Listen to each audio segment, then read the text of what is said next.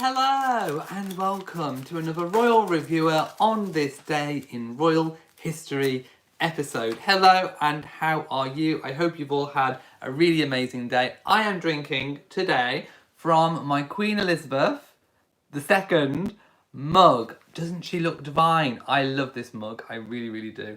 I've been drinking from it all day, so do excuse the coffee stains. I've been in the garden this morning. How have you all been? As always, this is a live stream chat, so I've been waiting for a few people to drop in, and then I will go straight to the live chat so that I can see and talk to you and answer questions and read comments. Just thought I'd show you again the mug. Isn't that absolutely divine? So today we are going to be talking on this day in royal history. We are going to be talking about the sad, well, I say sad, everyone has to at some point in their life, but the passing of James the First. So we are going to be going right back in time to the 1600s and delving a little bit deeper into this day in royal history. Right, I'm going to find the chat room. I can see lots of people's names whizzing on the screen. There we go. How are we? By the way, yes, I'm coming from my dining room today. Why not? Absolutely, why not? Gangster Grand says, love your mug. Thank you so much. By the way, I literally only have, I've just noticed I have 5% battery on my laptop, so I'm hoping it lasts for the duration of this chat.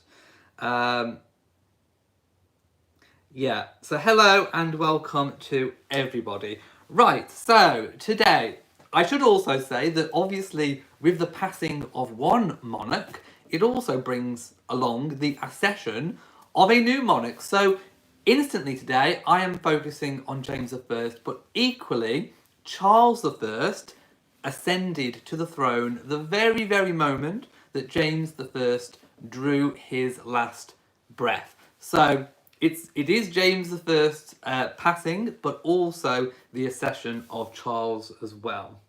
Right, so obviously today is Friday the 27th of March 2020, but we are going back to the 27th of March 1625. Now, James reigned in Scotland pretty much from birth. Obviously, his mother was Mary, the Queen of Scots, and she, of course, was famously imprisoned by Queen Elizabeth I at Her Majesty's pleasure. Of course, she eventually lost her you-know-what by she lost her head, basically, by Queen Elizabeth at the hands of Queen Elizabeth I. Maybe we'll get into that story another day, but he reigned from birth as James, pretty much from birth, James the Sixth of Scotland for 57 years, 246 days, which is, oh no, he reigned 57 years, 246 days longer than any of his predecessors in Scotland. In England, he reigned for 22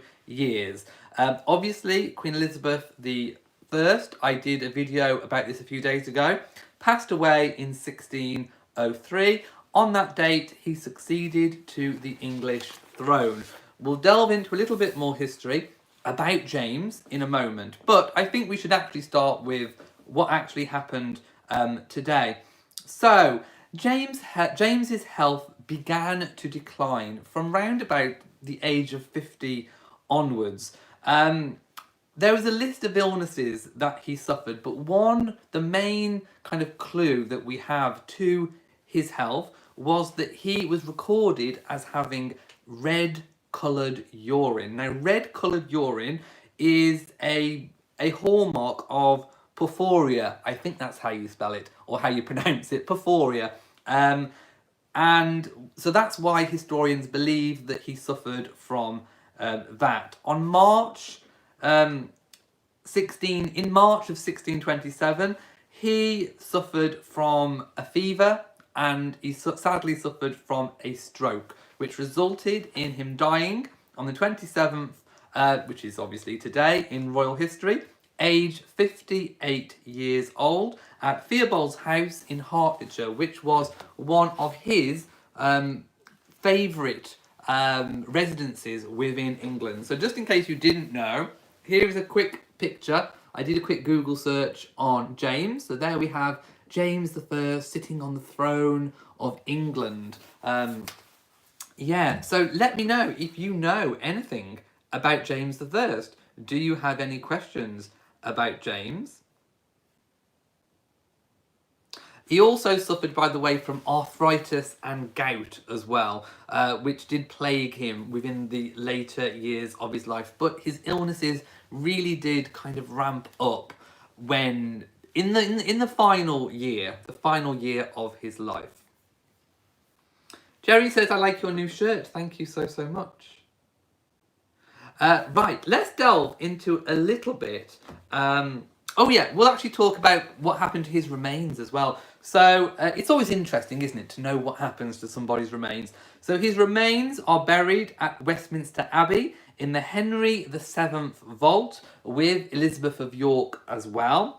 A monument was planned, but it was never built. So all we have at the moment is a plaque in the ground. So if you go to Westminster Abbey, if you're in London, you can go and you can see this plaque marking that tomb, the Henry VII tomb.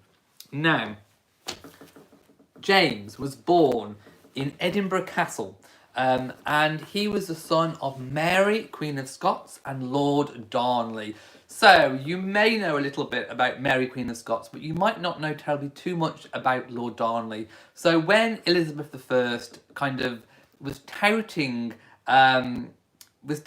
someone else to marry Mary, Queen of Scots, to alleviate the threat, she did not want Lord Darnley to be that person. Lord Darnley had ideas of taking the English crown, and he saw his way of doing that as marrying Mary. So, but almost behind Elizabeth's back, he went up to Scotland and married Mary. The relationship was tumultuous, but it resulted in the conception and birth of James.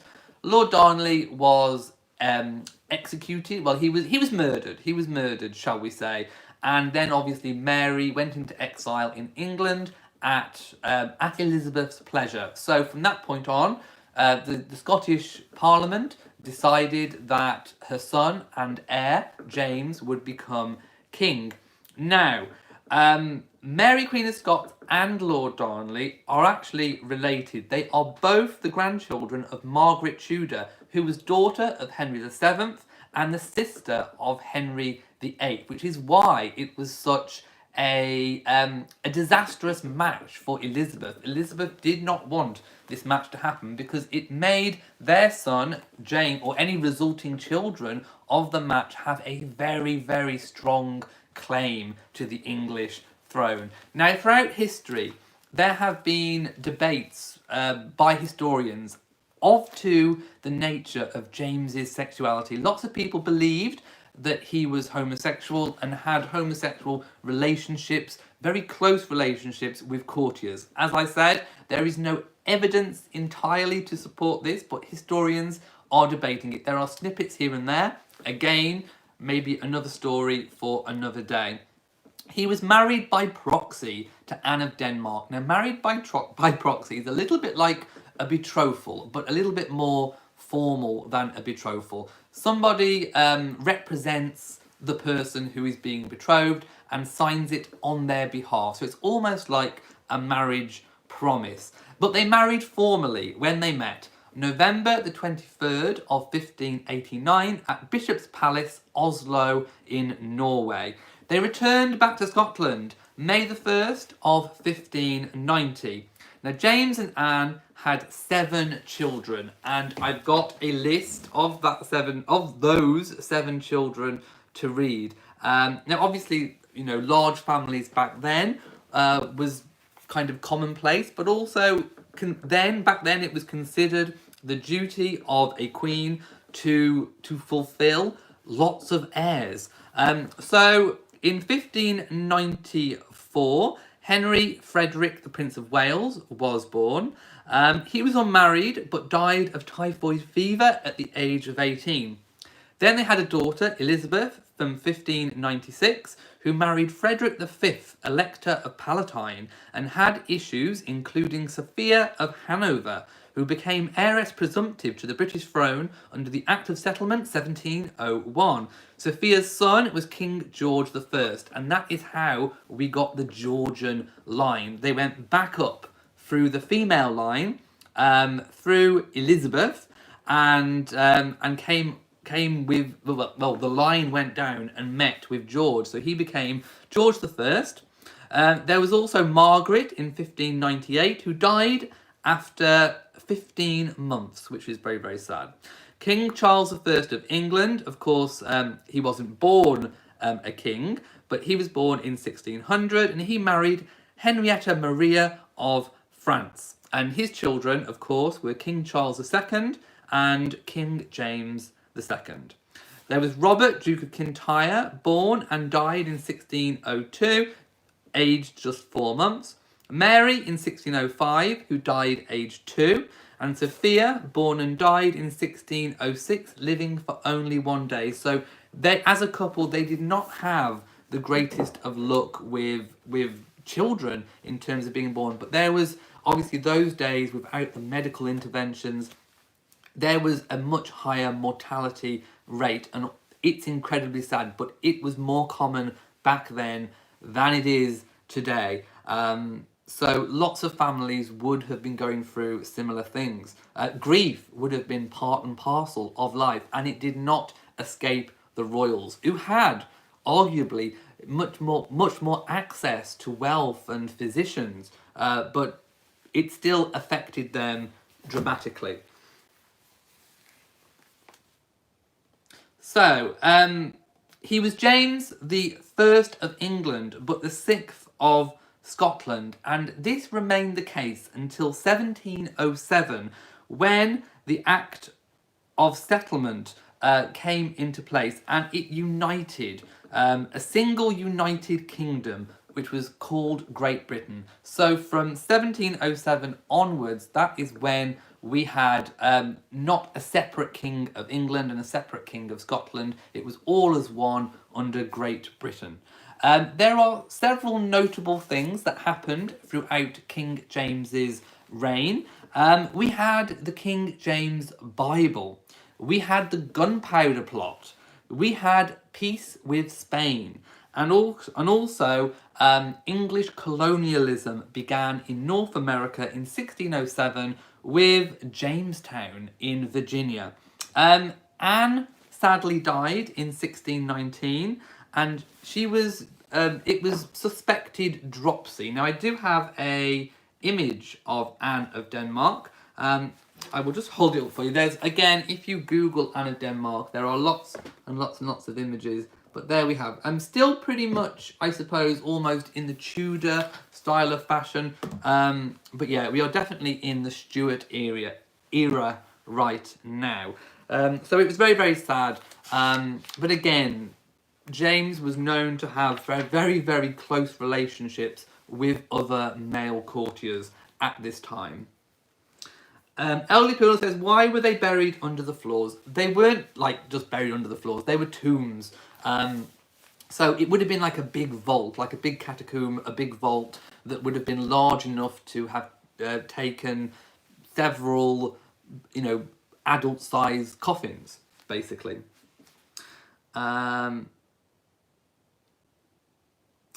says, such wild behaviour at Elizabethan era court life. Yeah, the Elizabethan era Stuart court life was very, very vibrant. And although they would have tried to have a semblance of piety, they would have been doing things behind the scenes. Let's put it that way. Martine says, James sounds like a butler's name. Wow. Kelly Harper says, just finished watching the Richard III video and I'm glad I can pop over here for this. I will be trying to do as many on this day in royal history videos as I possibly can.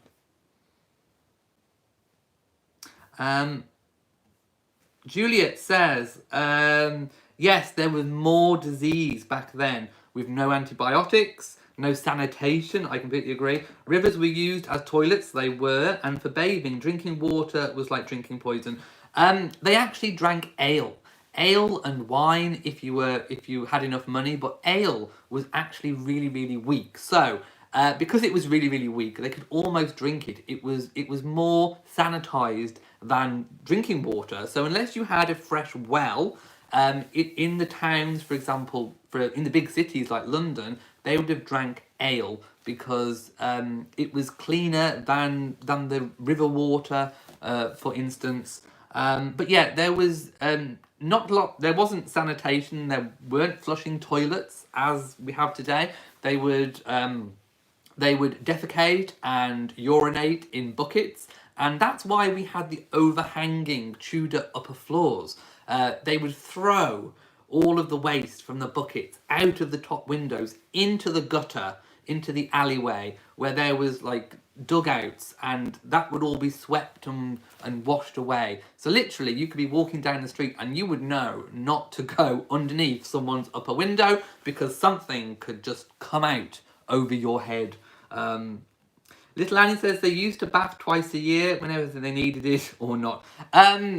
If you had access to somewhere where you could bathe, usually the very, very wealthy and the very, very rich, then you would do that. However, it was not considered the done daily thing. You might have a bit of a strip down wash with a cloth and maybe a bucket, but bathing was not as it is now. Let's put it that way. Anna says, really enjoy these videos. Thank you. Sometimes I feel guilty when I spend too much time on YouTube, but not the case here. Always good to learn something. Indeed, I love history. I love delving into history, and it's really, really nice for me to be getting back into a passion that I haven't been able to do for a very, very long time.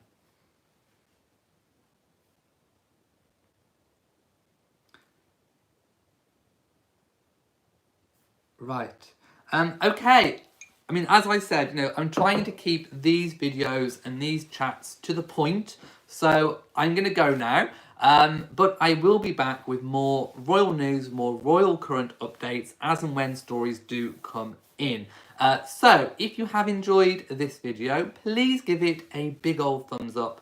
Don't forget to share on social media, and also do hit the bell so that you know whenever I upload a new video. Also, please do make sure you are subscribed to the channel. So, from me in Shropshire, mwah to you all, and goodbye.